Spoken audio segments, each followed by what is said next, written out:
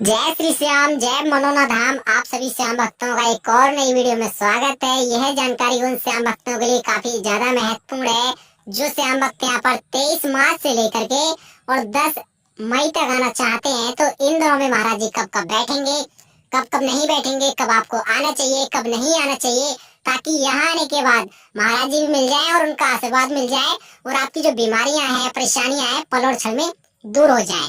यह जानकारी उन श्याम भक्तों के लिए काफी ज्यादा महत्वपूर्ण है जो श्याम भक्त यहाँ पहली बार आने की सोच रहे हैं या काफी दिनों बाद आ रहे हैं। तो यहाँ आने के बाद कौन से दिन ज्यादा भीड़ मिलेगी, कौन से दिन कम भीड़ मिलेगी, सुबह कितने बजे लाइन में लगना बहुत ही अच्छा रहेगा और कितने बजे महाराज जी बैठते हैं सुबह के लिए, यहाँ आने के बाद कौन कौन सी बीमारियां ठीक हो जाती हैं, कौन कौन सी बीमारियां ठीक नहीं होती हैं, आप लोगों को सुबह कितने बजे लाइन में लगना चाहिए और सुबह महाराज जी कितने बजे बैठते हैं, यह आपको जानना बेहद जरूरी है। और यहाँ आने के बाद जो लोग अकेले आ रहे हैं वो घर बैठे किसी भी व्यक्ति को कैसे श्याम जल पढ़वा पाएंगे, कैसे उनके नाम की अर्जी लगाएंगे, कैसे ऑनलाइन टोकन ले पाएंगे, कैसे यहाँ आने के बाद टोकन लेंगे, उनके नाम का कैसे श्याम जल पढ़वा पाएंगे, सभी बातें इसी वीडियो के द्वारा छोटी छोटी बातें स्टेप बाय स्टेप से बताने वाला हूँ। अगर यह वीडियो आप लोगों ने फुल देख ली तो गारंटी से मैं बताता हूँ आप लोगों को यहाँ आने के बाद नहीं तो कोई दिक्कत आएगी, नहीं परेशानी, और सबसे पहले आप लोगों का नंबर आएगा। क्योंकि मैं हर रोज यहाँ के अपडेट देता हूँ तो मुझे पता है कि यहाँ सबसे पहले आपको क्या करना चाहिए और कितने बजे आपको लाइन में लगना चाहिए। तो सबसे पहला काम रहता है महाराज जी से आशीर्वाद लेना।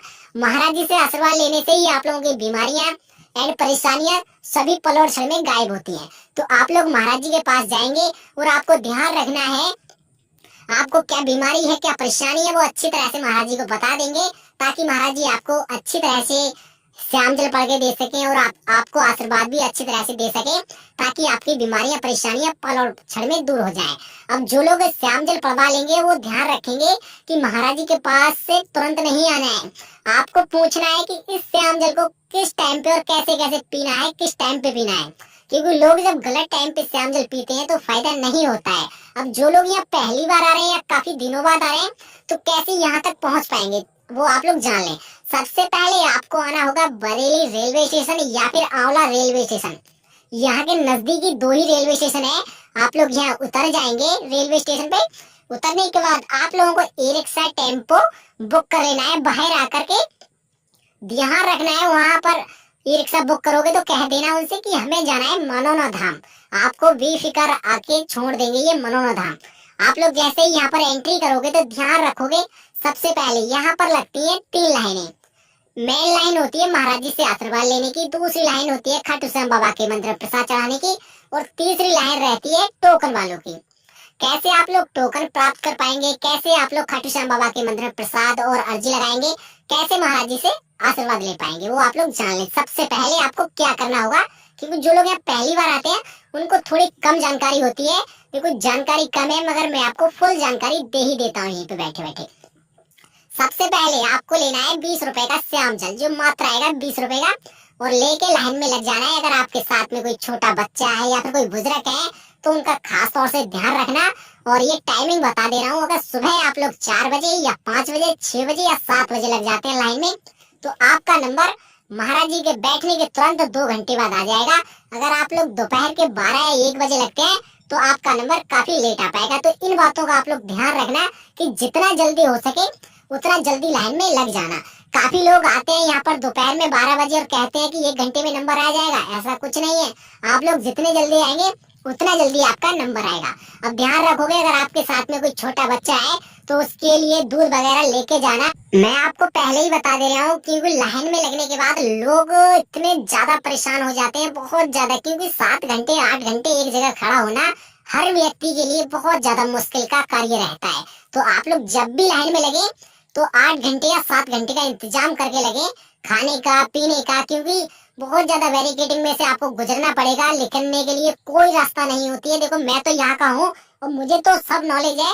अगर आप लोग पहली बार आ रहे हैं तो मैं पहले ही बता दे रहा हूँ आप लोगों को, खाने की व्यवस्था और पीने की पानी वगैरह लेके जाना। देखो लोग यहाँ रोने लगते हैं, मैंने खुद देखा है लोगों के लिए परेशान होते हुए, बहुत परेशान हो जाते हैं।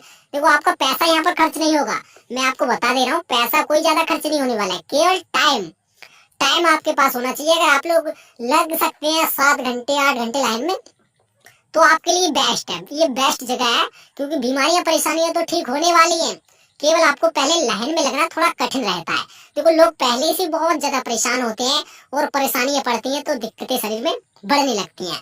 अब बात करते हैं, देखो आप लोग जैसे ही महाराज जी के पास पहुंचेंगे, अब चाहे तो 8 घंटे में पहुंचे महाराज जी के पास या फिर 1 घंटे में पहुंचे, आपको जाकर के अपनी बीमारियां परेशानियां बतानी है, अच्छी तरह से बता दे रहे, खुल के मैं बता दे रही हूँ आप लोगों को। भाई कुछ लोगों की बीमारियां ठीक नहीं होती है, वो इसी कारण नहीं हो पाती है क्योंकि वो लोग अपनी बीमारियां परेशानियां महाराज जी को नहीं बता पाते हैं, फिर उनको श्यामजल महाराज जी पढ़ के नहीं दे पाते उस हिसाब का, फिर तो अपने हिसाब से पढ़ के देंगे, उससे ज्यादा फायदा नहीं होता है। तो आप लोग जब भी जाओ तो अच्छी तरह से अपनी बीमारियां बता जरूर देना, क्योंकि आप लोग 1500 किलोमीटर दूर से आ रहे हो, काफी पैसा खर्च करके जा रहे हो, काफी टाइम बर्बाद कर रहे हो, अगर इसके बाद भी अगर बीमारियां ठीक नहीं हुई तो फायदा कुछ निकलेगा नहीं। तो आप लोगों को मैं बता रहा हूँ, आप लोग अच्छी तरह से महाराज जी को अपनी बीमारियां परेशानियां जरूर बता देना।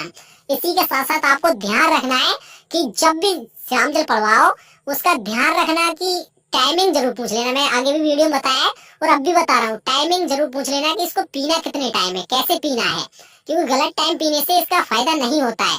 और अक्सर ध्यान रखोगे जब भी महाराज जी वाली लाइन में लगोगे, यह वीडियो ज्यादातर लोग घर बैठे देख रहे होंगे, मैं बता रहा हूँ, जब भी लाइन में लगो महाराज जी वाली में तो श्यामजल की बोतल लेके लगना। काफी लोग क्या करते हैं, श्यामजल की बोतल लेके लाइन में नहीं लगते हैं, फिर जब महाराज जी के पास पहुंचते हैं तो फिर सोचते हैं हम भी श्यामजल की बोतल पढ़वा लेते तो अच्छा रहता, फिर वापस में कुछ नहीं होगा, पछतावा रह जाएगा, कुछ नहीं रहेगा। तो आप लोग इसके बाद निकल आएंगे बाहर महाराज जी के पास से। फिर आपको ध्यान रखना है, जो लोग टोकन लेते हैं उनके लिए टोकन कहाँ से मिलेंगे और टोकन आप लोग कैसे ले पाएंगे वो लोग जान लें, क्योंकि जो लोग सीरियस हालत के मरीजों को लाते हैं या फिर वो चल नहीं पाते हैं तो उनके लिए टोकन कैसे ले पाओगे आगे मैं बताऊंगा। अर्जी कैसे लगा पाओगे, अर्जी से बहुत ही ज्यादा फायदे होते हैं, जैसे कि घर में कोई क्लेश है या घर में कोई बीमार रहता है या फिर आपके जो कारोबार में तरक्की नहीं हो पा रही है तो उसके लिए अर्जी लगाते हैं। अर्जी कैसे लगाओगे मैं वीडियो में आगे बताऊंगा, पहले बता दे रहा हूँ उन लोगों के लिए जो टोकन लेना चाहते हैं। देखो टोकन 2 तरीके से मिलते हैं, एक तो ऑनलाइन टोकन मिलता है, ऑनलाइन टोकन का जो प्रक्रिया रहती है वो पैसों से मिलता है, रुपए से, मगर जो यहाँ लाइन में लगने के बाद टोकन मिलता है वो निःशुल्क मिलता है, उसमें कोई रुपया पैसा देने की आवश्यकता नहीं है आप लोगों को। तो यहाँ आने के बाद गेट नंबर 1 पे पहुंच जाओगे, गेट नंबर 1 पे पहुंचने के बाद आपका प्रवेश होगा दोपहर के 12 बजे। जो लोग 8 बजे से लेकर के दोपहर के 12 बजे तक आ जाते हैं, जब महाराज जी दोपहर में उठते हैं तो उन टोकन वालों को व्यक्तियों को सभी को आशीर्वाद दे के जाते हैं।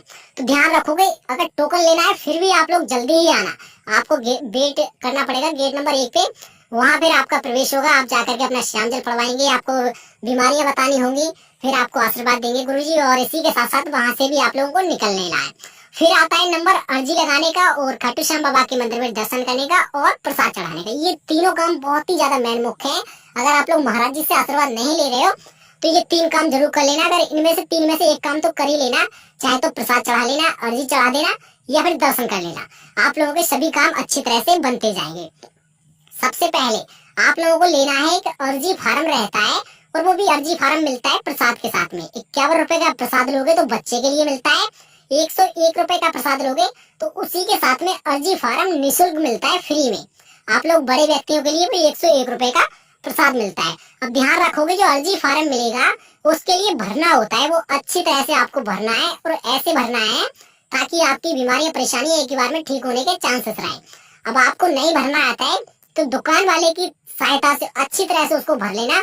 मैं बता रहा हूँ आपको, अगर गलती करते हो तो आप ही को फायदा नहीं होगा, मुझे कोई घाटा नहीं है। आप लोग दुकान वाले की सहायता से अच्छी तरह से भर लेना। भरने के बाद आप लोगों को ध्यान रखना है उसमें अपनी तरफ से 60 रुपए रख देने हैं, 1 रुपया तो रखा हुआ होता है लिफाफे में पहले से ही, और 60 रुपए आपको अपनी तरफ से रख देने हैं।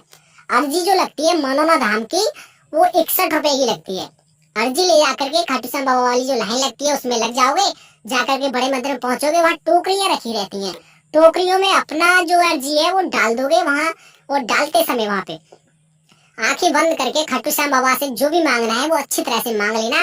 देखो मैं आपको एक अच्छी बात बता देता हूँ कि आप लोग आए हैं यहाँ पर तो अर्जी चढ़ाने जा रहे हो तो किसी व्यक्ति के हाथ में मत देना, वहाँ पर चाहे तो सेवादार हो चाहे कोई भी हो उनके हाथ में अर्जी मत देना, डायरेक्ट जाकर के खाटू श्याम बाबा के मंदिर में चढ़ा के आना। इसका फायदा बहुत ज्यादा होता है। अगर आपको पता नहीं है कि वो सेवादार नहीं है तो आपके अर्जी कोई लेके ही चला जाएगा, ध्यान रखोगे इस बात का। खुद अर्जी चढ़ाओगे तो उसका प्रॉफिट बहुत ही अच्छा रहेगा, मतलब फायदा आपको अच्छा ही देखने को मिलेगा। अगर हाँ एक बात और है कुछ लोगों के घर में बीमार लोग रहते हैं और उनके नाम की अर्जी लगाना चाहते हो, वो आ नहीं पाए किसी कारण से, तो उनके नाम की अर्जी आप लोग लगा सकते हैं। उनका नाम लिख सकते हो, फोन नंबर, एड्रेस वगैरह अच्छी तरह से फिल कर देना और आप लोग अर्जी लगा सकते हैं। कोई दिक्कत नहीं है, बीमारियां बहुत जल्दी ठीक होती हैं अर्जी लगाने से, और आपके घर में जो क्लेश चलती है वो भी दूर होती है। कुछ माताओं बहनों के बच्चे की प्राप्ति नहीं हो पाती है, वो भी आपको फायदा देखने को मिलेगा। मैं और भी आगे अच्छी से अच्छी जानकारी देना चाहूंगा आप लोगों के लिए, वो बने रहना वीडियो के लास्ट तक। अब आप लोगों के लिए सबसे मेन मुख्य काम आता है प्रसाद चढ़ाने का। प्रसाद आप लोग ले लेना 51 रुपए का, चाहे तो 101 रुपए का प्रसाद आप लोग लेके मंदिर में पहुंचेंगे खाटू श्याम बाबा के। वहां पहुंचोगे आप लोग, अगर बहुत ज्यादा भीड़ रहती है तो आपको लगभग 2 घंटे, 3 घंटे या 4 घंटे भी लग सकते हैं। कम से कम भीड़ रहती है तो आपके 1 घंटे या आधे घंटे में भी दर्शन हो जाएंगे। ध्यान रखोगे इस बात का जो मैं बता दे रहा हूँ, आपका आधा प्रसाद वहां वो ले लेते हैं, आधा प्रसाद चढ़ जाता है मंदिर में और आधा प्रसाद आपको वापस कर देते हैं। आधा प्रसाद जो बचेगा अपने घर पे ले जाना, आप भी खाना, अपने बच्चों को खिलाना। मैं हर वीडियो में आप लोगों को बताता हूँ इसी बात का।